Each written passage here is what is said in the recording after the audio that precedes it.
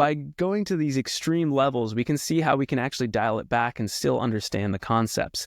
We have two main levers when it comes to soundproofing. If you're a drummer, and I hate to say it, drummers, you guys have the most difficult time with soundproofing because you fall into that quasi-extreme category that I've been talking about here. Kick drums are super loud, snare drums are loud, the whole kit is loud, but really that kick drum is going to poof, poof, hit those low 40 hertz frequencies right through every wall, every ceiling, all around you. So you really do want to try to beef up your walls and your ceiling and your floor. So the best levers you have is you can pull the first lever, which is mass. Adding mass to anything in your room is going to help with isolation. It's super helpful, and it's the number one lever you should pull when you're trying to build a more isolated wall than the typical literature says with that STC 63 wall I showed you.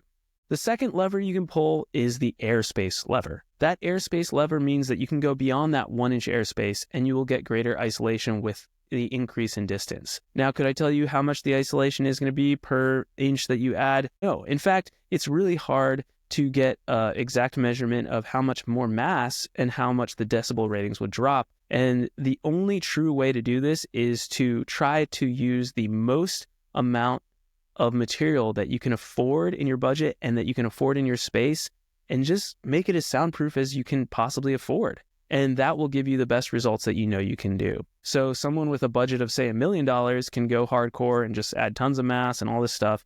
And if you're a project studio and you only have $5,000, well, yeah, that means you can't afford as much mass.